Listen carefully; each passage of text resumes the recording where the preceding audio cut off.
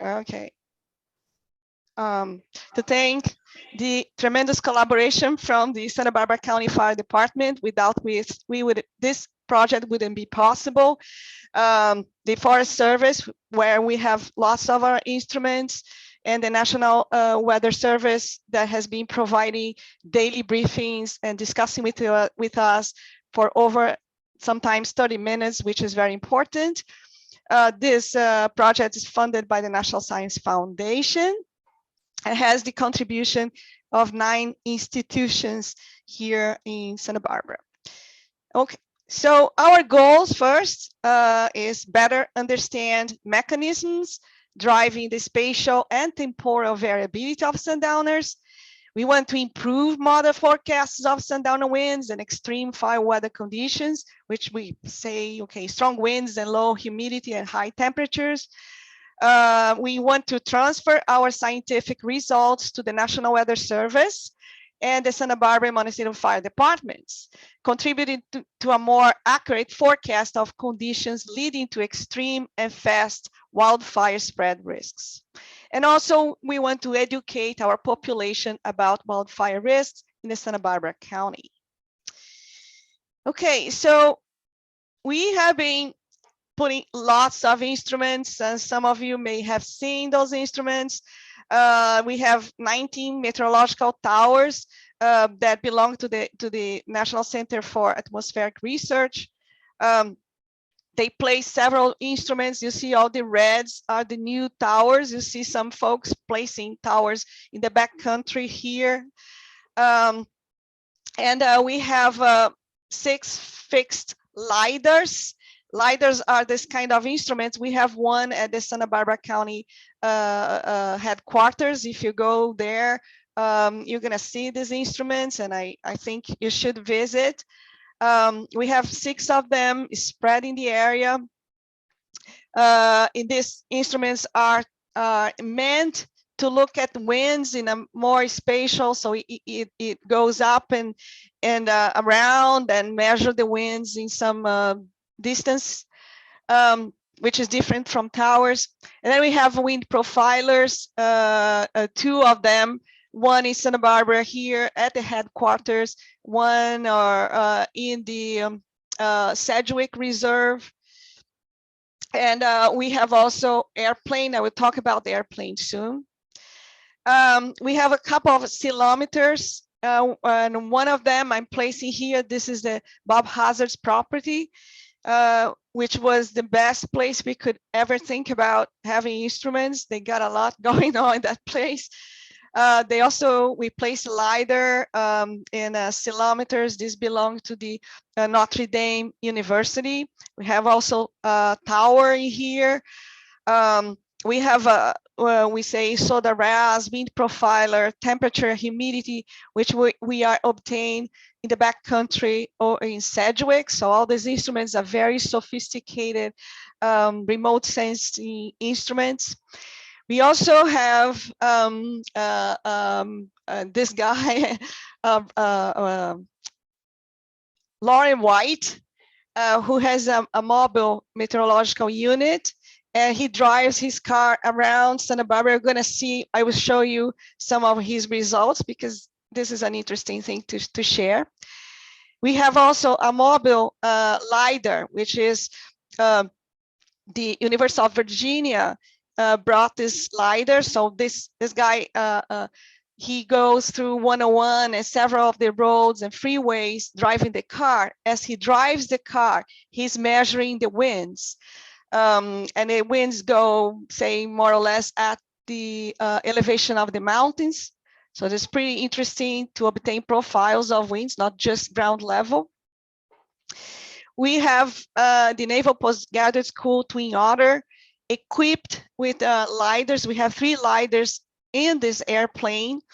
And we have a drop zone system, which also measures wind profiles of temperature, aerosols, and humidity. So you see all these guys, we have about maybe 3-4 guys taking measurements in the airplane. You see the equipment there. And we also have radiosondes in 4 sites. You have seen us probably as well. So we have two in the backcountry. One is Sedgwick and the other Rancho Alegre. We have one site in headquarters, and we have one site in Gaviota, Fire Station 38. All these people have been doing an amazing job because we are launching balloons every 3 hours. Today is one of those days. At 10, 1, 4, 19, and also during nighttime. And you see Kevin here, this poor guy has been working all the night shifts when we have had all this when we have sundowners or strong wind conditions. We have people working the night and they shift as well. What we are doing for the eastern portion where Montecito is, this area, we have fewer, we don't have any radio songs in this region. Most of what we have been collecting in this area is based on the aircraft.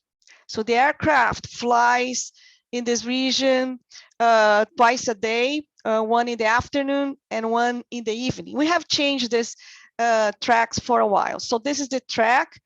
It takes off from Oxnard, goes, drop a song over here, comes, drops songs, and start getting around, moving around Santa Barbara. We have changed this a little bit. We have more tracks now over closer to Santa Barbara.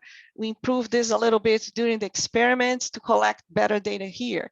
But they are crossing the mountains. They are evaluating temperature, humidity, and winds across the mountains with several instruments.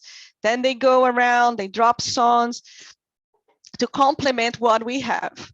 And they do this night and day. The only problem that we are having, actually, I must say, is that most of the winds in the eastern, in Montecito area, happens very late in the evening or late evening, early morning. So we are missing some of this action because the aircraft, the pilots have a time frame to fly, and they usually land at around 11:30. So they are in the air around 11, but we are missing some of the action if the action happens a little later in the day. But we are collecting very good data from stations, and we hope this is useful. I just want to quickly show an animation in which you're going to see the aircraft flying, and then you see the cars moving around, and how this is done when we have our daily briefing. So you see the cars moving around and collecting data, and then going on and on and on and on and on, and then they come back and land in Oxnard. What I want to show very quickly, just to finish this, is one instrument. And why I'm showing this, because I hear Rob Hazard talking so much about this. And I want to show you what Lauren collected. So Lauren drove one day. This is one day of experiment. And he came down this road and took all this path in here. Here, colors are just showing water vapor. You can interpret this as water vapor in the atmosphere. And here on the side is what happens, what he measured. That is the Rob's observation. So here is showing elevation. So it's coming down the mountains. We are looking to what happened when he was driving down. And this is basically dew point. Dew point's temperature basically tells you about humidity, right? If you have a very low dew point, you have much drier conditions. So this is showing the dew point. The dew point drop in dew point, okay? So what he measured, which is interesting, he's coming down. So this is what he was measuring. Suddenly got some increase and then this very quick, very sharp decrease in dew point, telling you how dry this was. So it's a very close to the foothills. He observed this, right? So this is what is so important. You guys have been seeing this, and we're now measuring this to tell you how much this is important when you have a fire, right, to fight. So with that, I will end. I think I spoke too much. Thank you. Well, no, you definitely didn't speak too much. That's amazing. Good job. Wow, that's a lot of stuff going on, a lot of information gathering. Yeah, we need people now to help us to make sense of all this data we are collecting. So I wanted to ask a question. I live in the San Marcos Pass area, Old San Marcos Road, Via Regina. Our winds here are intense. I know that Gaviota is a place that needs to be analyzed, but I am curious about the more woolly areas where those of us who live in homes that are in Sundowner neighborhoods, you know, how are you collecting that information? Because they're not, is there a sensor in my neighborhood, for example? I couldn't tell that. And I don't know how to interpret, how to explain to my community how this impacts them. Okay. Leila, I can explain it to her. Okay. So Victoria, where you saw that picture where they were launching those balloons, where you see the people holding those radiosonde balloons. Yeah. That's happening at fire headquarters, which is obviously just a few miles.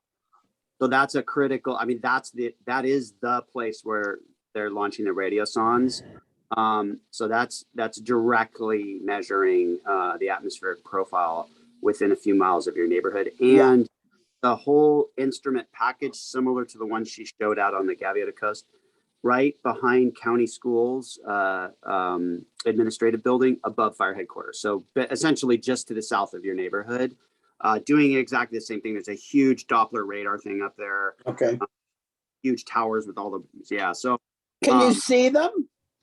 If you were to drive back there, would you see them? Yeah, you could go drive back by the administrative building, like you're going to drive to the back of county administration building, go past the big parking lot, keep going up the hill, and right past the big giant auditorium.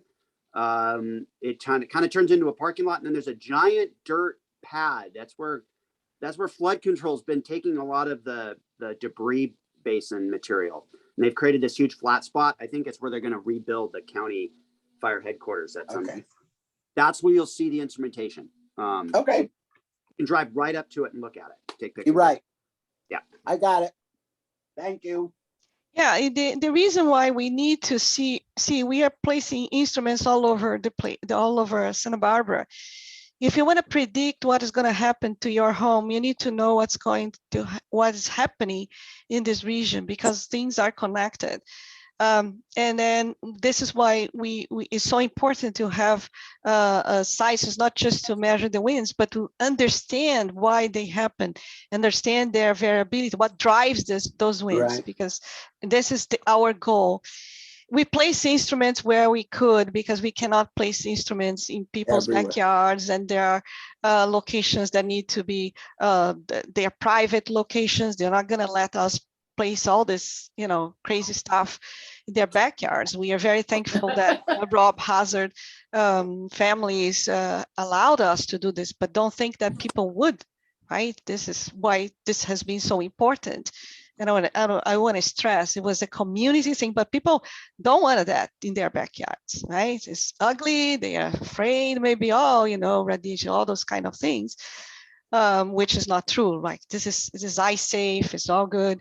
But we had these problems. We had these problems in Montecito, I must say, right? People don't want to have their beautiful homes disturbed by equipment. And Montecito is a hard place to have instruments anyways, because too many trees or winding roads, finding place there was not possible. We found one, but we had to, it couldn't be there. So we were supposed to have a stationary LiDAR there, but there was some issue. I don't know what happened, and they are not placing their LiDAR there. So all those things you have to put into account. It's not so simple to have a big experiment like this. Yeah. No, I think that your work is phenomenal. I'm very excited about this, and I want to spread the news that you're including, that our community is included in this. That was my only point of my question. I'm satisfied. You're doing great work. Thank Bill, you got you. a question? Just, I understand there's probably a cycle of work that's already underway, but as far as backyard, a lot of people have home weather stations now. And I mean, some of this access information is published on Weather Underground. I don't know whether that would be scientifically useful as a, kind of a future dimension to the project. Yeah, thing- we, I mean, one thing I know is we have a lot of, there's local variations in the intensity of the winds caused by topographical features and stuff. So, maybe that's beyond what the scope of what you're able because, to do. Interesting. People's weather stations need to have follow some standard, right? Where you place, how you measure. If we have a weather station in your backyard, this could help us to understand how things evolved, but in most cases they are blocked. They have trees, we have to have some standards in how we measure things, the elevation where things are, to be compared with other data, among data sets, among simulations even, right? Because what we want to improve our simulations to tell you guys, and this is what matters, to the National Weather Service that will connect with the fire departments and say, this is what we see. You can rely on what you see, right? Because those instruments will be taken away. This is just 45 days. We are having this window to look into this, but this is going away. We can't have instruments like this all the time. So, but what we want is, okay, we use this and improve and check and make our, this is how we can rely on these models or not, and tell the National Weather Service, and the National Weather Service will tell the fire departments, hey, this is what we got. You can rely, this is how you should be prepared. Keep people here, let them go. And this is the kind of thing that we want to improve resilience, because it's not only having instruments that matter, right? That's the goal. Hopefully we will do that. I have people doing work, amazing, how much work this has been done and the coordination, everything. This is something hopefully will return to us as benefits. Any other questions for Leila?